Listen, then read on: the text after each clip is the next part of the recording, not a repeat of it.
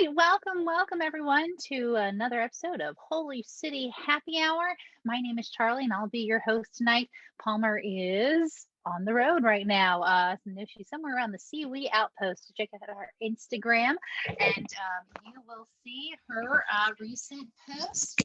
Going to be talking about what's going on in Charleston this past week and what's coming up and what's happening right now. So, what happened, what's happening, and what's going to happen. And please feel free to comment if you have anything to say about the news that we're going to be talking about tonight. We'd love to hear from you.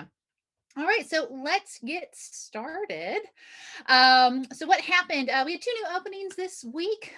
Brew, Coffee, Wine, and Draft Beers opened up in Bowen Village in Hanahan.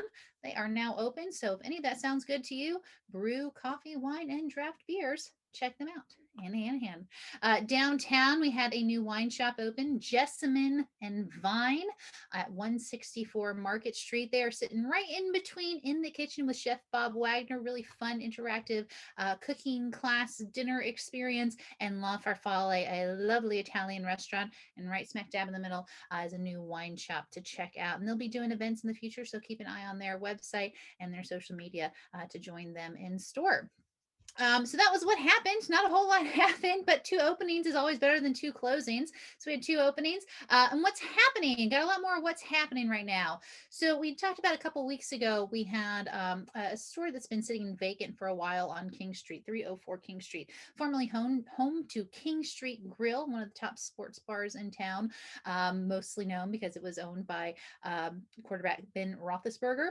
But that's closed down about 5 years ago. It's been sitting vacant ever since. It did sell for $2.66 million. And now what is happening with it is the new owners are petitioning the city to add a rooftop bar to the space. It'll be a 1,600 square foot rooftop area. So we might be getting another rooftop to the King Street area. So we shall see. If you have any opinions about it, that no, we don't need another rooftop, or yes, we always need more rooftops, reach out to City Council. I'm sure they'd love to hear from you and what your opinions are on it. Um, Somewhat sad news in West Ashley, there is a shopping complex rooted by, well, now a Whole Foods now, but originally by a Dosher's grocery store. This whole area is being redeveloped, and several of the buildings are going to be torn down, including the Dosher's grocery store that's been there for 47 years now. Their lease is up in June of 2022, so they have another year or so left. But just heads up, if you are have any attachment to Dosher's, you have about a year left. But more imminently, Burl and Flynn's Bakery is also in that development area. Their lease was up in February, so they're just going month to month now.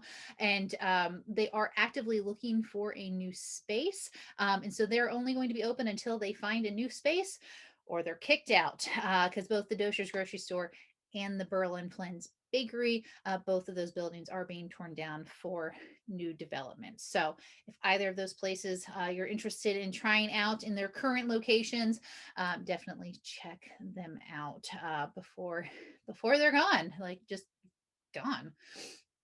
We have some interesting lawsuit, a little bit of litigation news going on. We've got two breweries. We've talked about both of them in our on food news in the past. Most recently, we talked about Tideland Brewing. They're our newest brewery to open up in the Charleston area. They are actually getting sued now by Low Tide Brewing. Low Tide Brewing is suing them for trademark infringement. Kind of interesting. Low Tide is claiming that they are the only brewery in the area with Tide in their name, and it is confusing their customers and it is unfair competition. I thought this was interesting mainly because of the history behind the owners of both breweries. The owner of Tideland used to be called Twisted Cypress when they moved to their current location, which is the former Holy City Brewing brewery location. They've since moved to North Charleston. But Tideland rebranded, Twisted Cypress rebranded to Tideland Brewing. The owner it has admitted that he had initially intended to name his brewery Low Tide, but then found that it was already taken by another brewery out in Johns Island. It was actually there on Saturday. Really cool spot. He then visited Low Tide twice to talk to the owners there, in which they suggested an alternate name. They were not fans of him using Tideland for the name of his new brewing company. So he was reaching out to Low Tide to seek permission to name his brewing company Tideland. They very much said, please don't, and now there's litigation involved. Part of it is that they Low Tide is asking that one, a cease and desist with the Tideland name, and then also to turn over all profits again from unfair competition. So let us know in the comments. What do you think?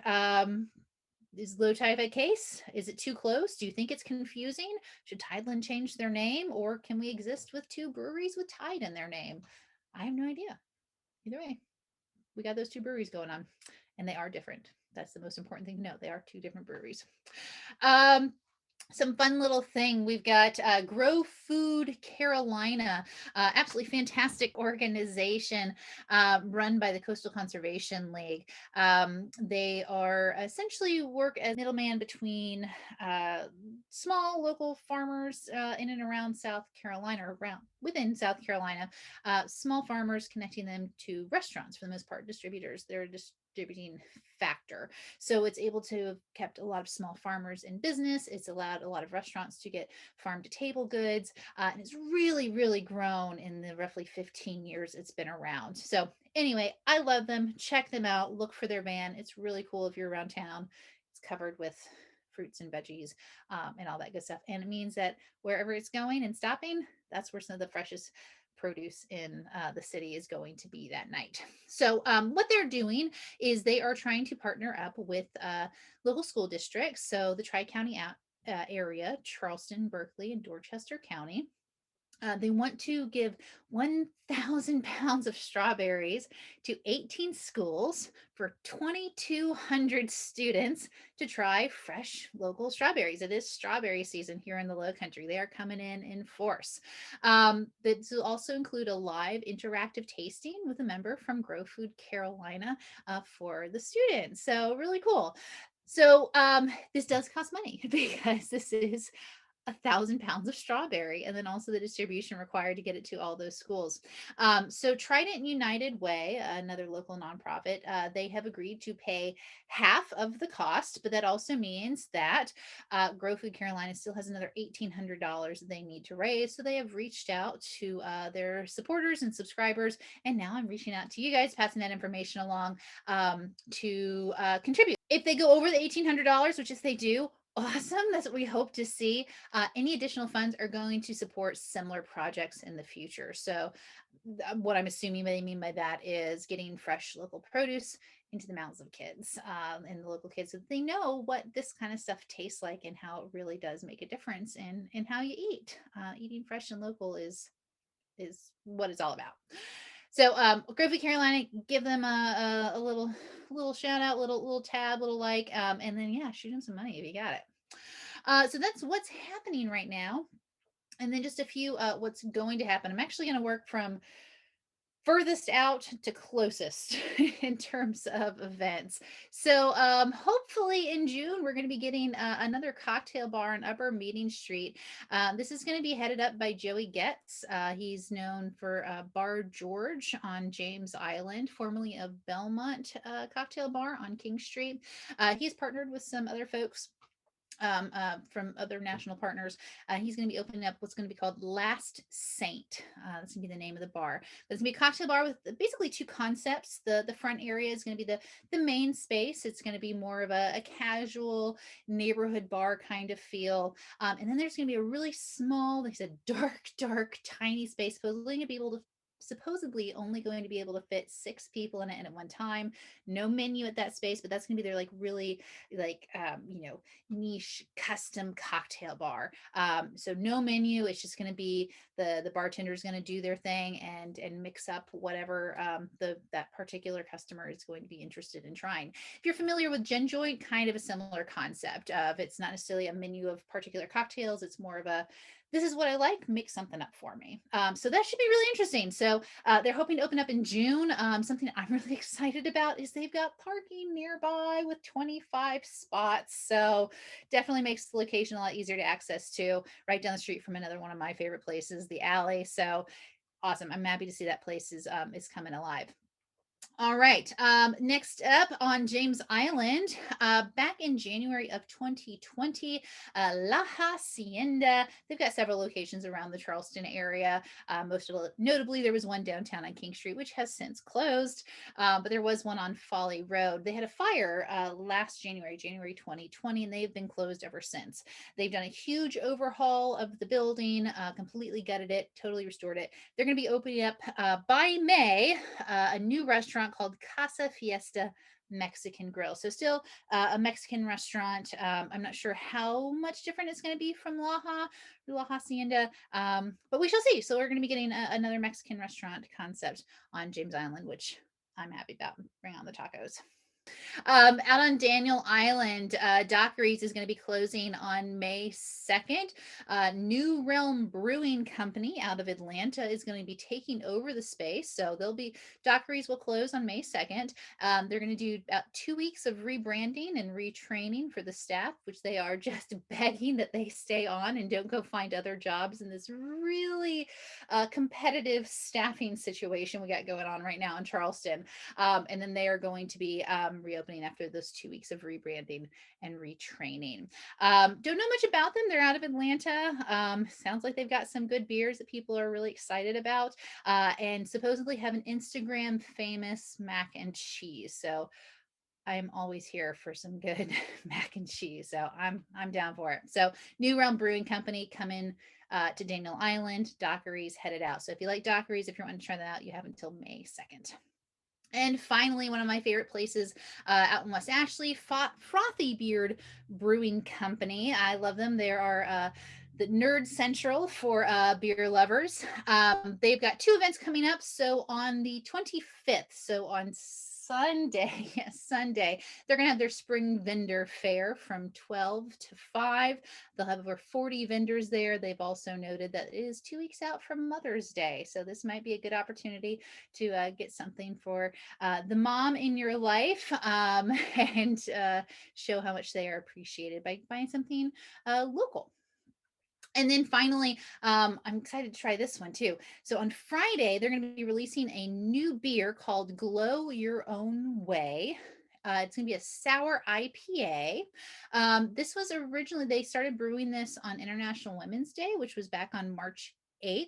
And it was brewed in partnership with GLOW, the Global Ladies of Wort. So they're an organization that are supportive and empowering of women in the brewing industry. So a bunch of local talent, local lady talent coming to help brew this new beer that's going to be coming out on Friday. So Glow Your Own Way will be coming to Frothy Beard in just a couple of days. So give them a try. Check out their spring vendor fair and try that glow at the same time.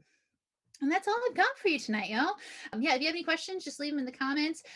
Reach out to us. We are, again, our Charleston Culinary Tours. That's who sponsors Holy City Happy Hour. We are a food tourism company. So we do food tours. We take folks around to restaurants, sampling the area cuisine. We do a lot of other fun events too, including our Historic Supper Club, which is a seated dinner for those who don't like the walking as much.